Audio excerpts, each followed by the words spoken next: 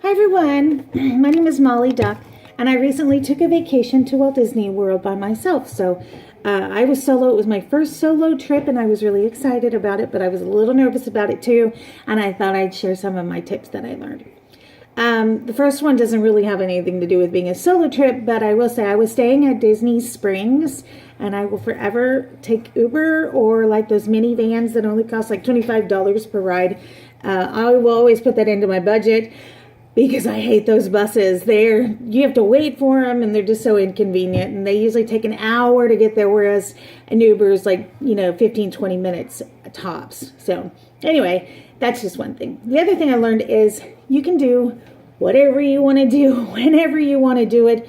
Nobody's calling the rules but you, and it's a little freedom. It's really nice. You're not having to rely on your family or make plans with anybody. Just do whatever you want, and that is fantastic feeling.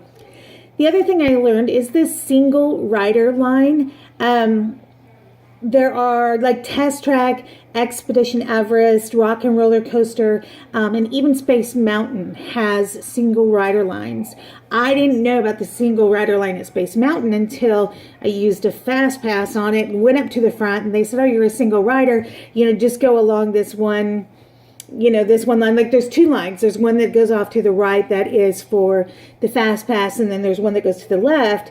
And they're like, "Oh, we'll just take this one to the left," which is where everybody else in the queue was, but I got to go along the side of them and walk right past them. I had no idea. I will not use a fast pass for those rides anymore when I'm going solo, because it was a total waste of my fast pass. The other thing I learned is it's so easy to get fast passes when you are a solo person, going on this trip, because what happens is you look on your app. When you're looking on your app, it'll say, you open it up and it tells you what is available. I could pull up mine, select one person, pull up mine, and my options were more than someone who was pulling up theirs at the very same time and had a party of like 4 people. It happened throughout my whole time several different times. My options were different than, say someone else that was standing in the line with me. Their options were just different, and I can only atone that to the fact that it was a single rider. The other thing is, of course, it's cheaper. It's totally cheaper to go by yourself. You're only paying for one here. The next thing was restaurants. I just found it was so easy to get a restaurant for a single person. When I would look on my app, this was the one catch. It would not always tell me that that restaurant would be available. But when I would call them, you call the little diner hotline and tell them it's just for one, they were able to look and go, "Oh, just for one, yeah, you'll be able to go in." Also, they have, like some of them have that you can sit in the bar area for one person. They can get you in just like that. So I didn't have any trouble getting reservations for one, or when I walked up to, a restaurant that might have been full, there's always accommodations that can fit for one. So that was a huge plus.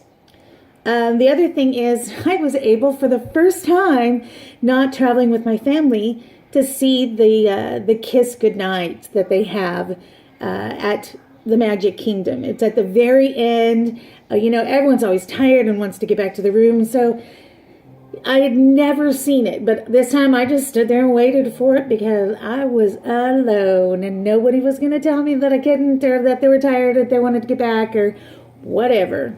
So I really appreciated that.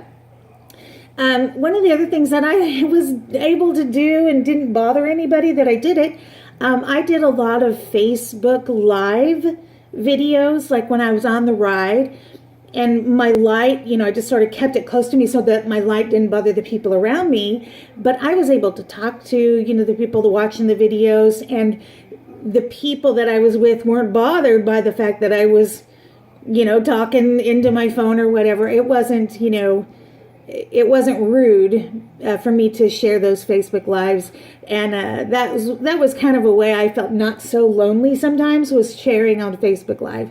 I really appreciated doing that, and I know that like my nieces back home really appreciate it too, because they were always jumping on and talking to me, and so I was able to share my experience. It just was through the through the internet.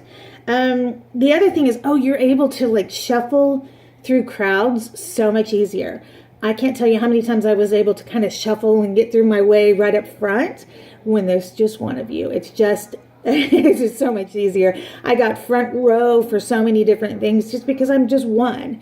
For some of the shows and stuff like that. Oh, just one, yeah, go ahead. The other thing is they would get ready to cut off the line. You'd stand in line, they'd get ready to cut off the line, and they'd ask you how many, and I'd go, well, just one. They'd go, oh, well, just come on through then. So I always kind of, got in on the tail end of the things. And the other thing was, I was so many, I can't even remember how many times I would go in a line, and I would get in the front row of the ride because they would say, well, go on the next one, go get in the front row because we have to accommodate this whole family, and basically they're going to take up this whole deal and there's no room for you on that ride. Do you mind waiting for the next ride? And you can sit in the front row. That happened to me on Splash Mountain. It happened to me every single time.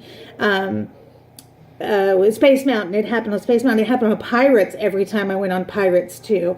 So that was a huge deal. I love sitting in the front. The front's awesome. The last thing is, it was the most personal trip I've ever taken. Now, I was down there on business, so, I had other things to do and, had work to do while I was down there. But the times, the few days that I was able to go to Disney World, it was me deciding what I want to do, when I want to go, what I want to eat, however long. I sat in this one restaurant for like an hour and a half, just me sitting there eating. And that was the other thing, was I was able to find a table. Most of the tables are, really just crowded, but I was always able to find, one of the smaller tables for just me. But my whole experience, my whole trip was just, it was so personal and just a deep experience that, granted I didn't share with anybody, but that was okay. And, my husband's not crazy about it. He wants his personal experience at Disney World, which he'll get soon. But anyway, those are some of the wonderful things that I learned taking a solo trip, and I hope it helps you as well. Thanks for listening.